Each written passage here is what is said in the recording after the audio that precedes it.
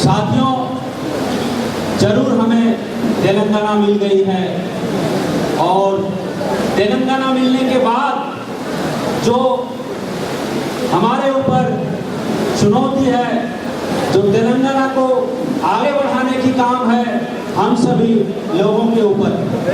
मैं झारखंड से हूँ, मैं आपको झारखंड के अनुभव को आपसे शेयर करूँगा। झारखंड अलग हुआ 14 साल हो गया। सन 2000 साल में झारखंड अलग हुआ और तब से झारखंड की स्थिति और उसके पहले जो हमारे झारखंड लिबरेशन फोरम जो झारखंड के लिए जो आंदोलन चलाए और विभिन्न झारखंड नाम के पार्टी बने और आंदोलन हुए। सबसे पहले मैं झारखंड के जो भौगोलिक क्षेत्र है उसे मैं बताऊंगा। झारखंड जो पूरा क्षेत्र है वो माइंस का एरिया है, कोयला है, अवरक है, लोहा है, बॉक्साइट है और बहुत सारे माइंस है। इसके बाद अगर आप झारखंड के थोड़े से पीछे जाएंगे और समझेंगे कि झारखंड की स्वतंत्र व्यवस्था में जो जब आदिवासी वहां स्वतंत्र रूप से झारखंड में रह रहे थे, जी रहे थे, उनका स्वतंत्र व्यवस्था में पहले हस्तक्षेप करने वाले ईस्ट इंडिया कंपनी यानी ब्रिटिश साम्राज्यवाद। जब ब्रिटिश साम्राज्यवाद वहां के आदिवासियों के ऊपर जुल्म ढाने की कोशिश किया, उनका जल जंगल जमीन, उनके जो स्वतंत्र व्यवस्था था, जो वस्तु विनिमय प्रणाली से जो व्यवस्था चला रहे थे, वहां ना कोई राजा था ना कोई महाराजा था, वहां सभी ग्राम सभा के माध्यम से सभी चीजें और उनका जीवनचर्या चल रहा था। उस समय जब ईस्ट इंडिया कंपनी आए तो उनका स्वतंत्र राज व्यवस्था में सबसे पहले ईस्ट इंडिया कंपनी ने धावा बोला और उनके ऊपर जुल्म उठाने की कोशिश किया। उस जुल्म के खिलाफ में वहां सिद्धू कान्हू, तिलका मांझी, बिरसा मुंडा, ये सारे जो आदिवासियों के नेता थे, कार्यकर्ता थे, जिन्होंने महाजनी जुल्म और उनका जंगल की जो लूट हो रहा था, जमीन की जो लूट हो रहा था, उनके खिलाफ में उन्होंने हूल विद्रोह का ऐलान किया। 1855-56 में सत्तारूढ़ होता है। ये होता है उनका जो स्वतंत्र व्यवस्था में जब ब्रिटिश साम्राज्यवाद द्वारा चोट पहुंचाई गई। ठीक उसके बाद 1947 में जब हमारा देश आजाद होता है, तब से लेकर अब तक वहां के आदिवासियों को, जिसको आप नेहरू काल से लेकर आज तक देखेंगे तो झारखंड में डैम, कारखाना और कोल माइन से लाखों लाख आदिवासियों को विस्थापित किया गया, उन्हें जीना दुभर किया गया और घर से बेघर किया गया। जिसको आप नेहरू का मंदिर कहते हैं, वो नेहरू का मंदिर में वहां लाखों आदिवासियों का विनाश हुआ, जो आज भी बरकरार है। और उसका लड़ाई 1972-73 में वहां झारखंड मुक्ति मोर्चा शिबू सोरेन के नाम पर खड़ा हुए। उन विस्थापन के खिलाफ, उन दमन के खिलाफ उन्होंने नारा दिया। सबसे पहले जब मुक्ति मोर्चा जब आया तो बोला कि मारो महाजन, मारो दरोगा को, और कैसे लेंगे झारखंड, लड़के लेंगे झारखंड। लेकिन वो भी जो उनका नेतृत्व करता था शिबू सोरेन, उन्होंने जाके इंदिरा गांधी के विशुद्धि कार्यक्रम में शामिल हुआ और अपना कार्यक्रम को सरेंडर किया और चुनावी दलदल में जाके फंसा। इसके बाद से वहां पर स्टूडेंटों का एक ऑर्गेनाइजेशन बना, ऑल झारखंड स्टूडेंट यूनियन। उन्होंने बोला झारखंड नहीं तो चुनाव नहीं, नो झारखंड नो इलेक्शन। और तभी इस नारे के साथ लाखों छात्र छात्राएं संगठित हुए, लाखों बुद्धिजीवी संगठित होकर के झारखंड की मांग किया। उनको भी खरीद बिक्री करते हुए वो भी जो एक स्टूडेंट ऑर्गेनाइजेशन था वो भी चुनावी दलदल में फंस गया। तब फिर झारखंड के जो सही मायने में झारखंड को अलग झारखंड चाहते थे, जो ग्रेटर झारखंड चाहते थे, जो आज मिला नहीं। ग्रेटर झारखंड बोले तो आज कुछ हिस्सा पश्चिम बंगाल में, कुछ हिस्सा उड़ीसा में, कुछ हिस्सा बिहार में झारखंड का फंसे हुए।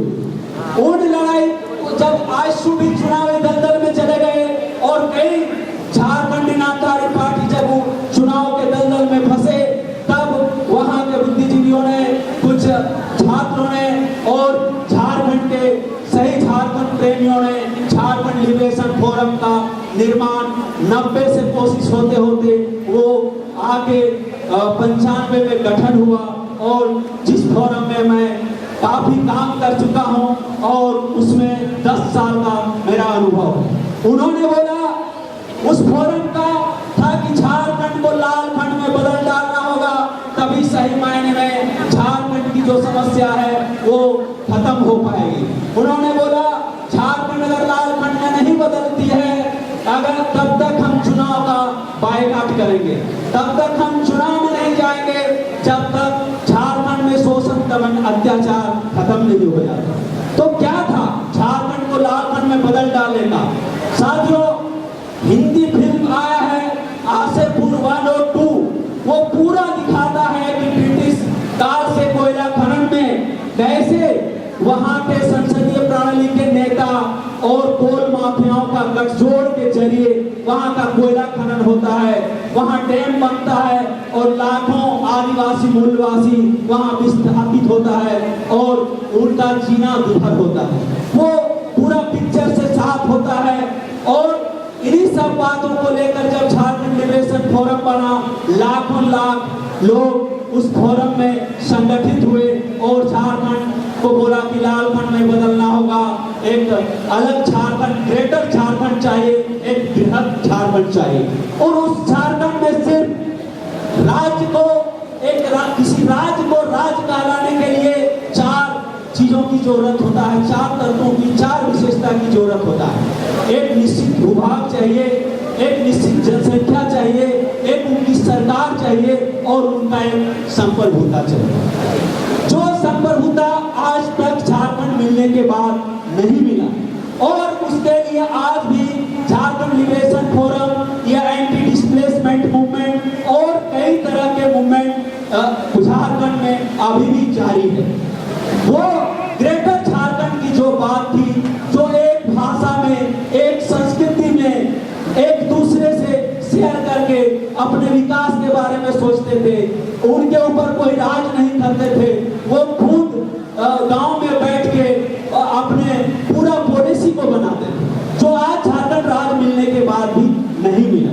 तो दरअसल झारखंड राज बनने के बाद आज भी हम झारखंड लिबरेशन फोरम के लोग, एंटी डिस्प्लेसमेंट के फोरम के लोग और कई तरह के फोरम हैं जो ग्रेटर झारखंड की बात करते हैं। और झारखंड में व्यापक लूट, शोषण, दमन, अत्याचार जो चल रहा है, जो ऑपरेशन ग्रीन हंट चल रहा है, ये सारा एक साथ चल रहा है। मैं कहूं, जब झारखंड आंदोलन पीक पर था, लाखों लोगों का रैली प्रदर्शन झारखंड को लेकर के संगठित हो रहे थे, तब झारखंड नहीं मिला।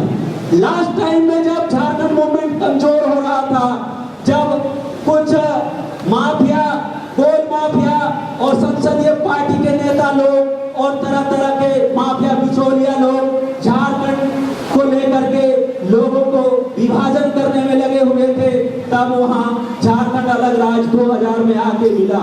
और जैसे ही 2000 में झारखंड अलग राज्य हुआ, सबसे पहले उन्होंने कोटा जैसे काला कानून लाया और 3200 लोगों पर वहां पर कोटा का एफआईआर हुआ और लगभग कम से कम 250 लोगों को उस कानून के तहत जेल जाना पड़ा। और जितने झारखंड के लिए संघर्ष करने वाले अगुवा साथी थे, जो मूवमेंट को लीड कर रहे थे, उनको कोटा के तहत या यूएपीए के तहत 17 सीएलए लगा करके उनको अंदर किया गया। ये सब जब करने के बाद तब उन्होंने झारखंड जैसे ही अलग होता है, पहले कोटा लाता है, कोटा के तहत लोगों को दमन करने शुरू करता है। उसके तुरंत बाद वहां बीजेपी का सरकार बनती है, मुख्यमंत्री बाबूलाल मरांडी बनते हैं और उसके नेतृत्व में 100 एमओयू टाटा, बिरला, डालमिया, सिंघनैया, जिंदल मित्तल के साथ होता है। और जब ये होता है तो फिर एक बार झारखंड पूरे उबाल होता है और एमओयू को लेकर के सीधे सीधे संघर्ष होता है और जान देंगे जमीन नहीं देंगे कि नारा के साथ आज भी संघर्ष चल रहा है। ये जब एमओयू तो हो गया, लेकिन आज भी लोग संघर्ष में है। आज भी लोग लाल खंड चाहते हैं जहां माफियाओं का राज खत्म हो, माफियाओं और राजनेताओं का गठजोड़ खत्म हो।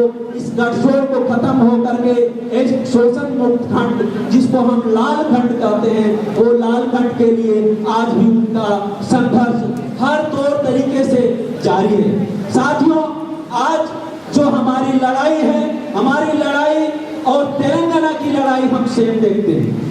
तेलंगाना मिलने के तुरंत बाद जो पोलावरम प्रोजेक्ट में लाखों लाख आदिवासियों को विस्थापित करने की बात है, ठीक हम झारखंड की तरह यहाँ तेलंगाना में देख रहे हैं कि तेलंगाना प्रोजेक्ट का भी मैं विजिट भी कर चुका हूँ। मैं फैक्ट फाइंडिंग टीम के साथ गया हूँ। वहाँ के आदिवासी और यहाँ के आदिवासी में मुझे फर्क महसूस नहीं होते। उनका जीवन यापन के तरीके, उनका और सारी सांस्कृतिक बसावट जो खेती से जुड़ा है, जंगल से जुड़ा है, वो जब पोलावरम प्रोजेक्ट बनेगा तो उनका जंगल भी जाएगा, जमीन भी जाएगा, स्मिता संस्कृति भी उसका नष्ट होगा। और मैं तो तेलंगाना प्रजा फोरम जो है, इसके लिए सबसे बड़ी लड़ाई अभी तेलंगाना में जो पोलावरम डैम बन रहा है, ये जो लाखों आदिवासियों को जीना दुभर करेगा। हमारा लड़ाई आज भी झारखंड में जारी है। किस लिए जारी है? वो ग्रेटर झारखंड चाहिए, लालखंड चाहिए। हम राज्य मांग रहे हैं, तेलंगाना हमें चाहिए, लेकिन तेलंगाना हमें भीख नहीं, वो हमारा अधिकार है। तेलंगाना का हम पॉलिसी लेवल, पॉलिसी में काम करेंगे। तेलंगाना आगे कैसे बढ़ेगा, तेलंगाना कैसे विकास करेगा, वो तेलंगाना का आम जनता डिसाइड करेगा। ये चंद मुट्ठी भर सफेद पोष नेता और बिचौलिया और रूलिंग क्लास की गठजोड़ ये विचार नहीं कर सकता।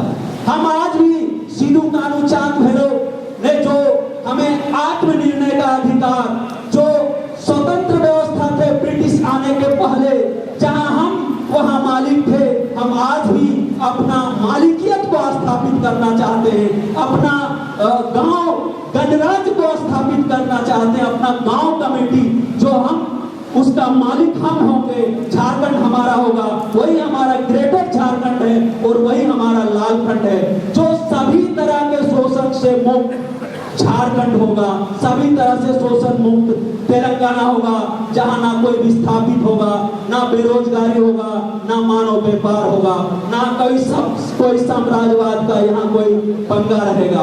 तो वो तेलंगाना के लिए हमें लड़ने के लिए तैयार रहना होगा।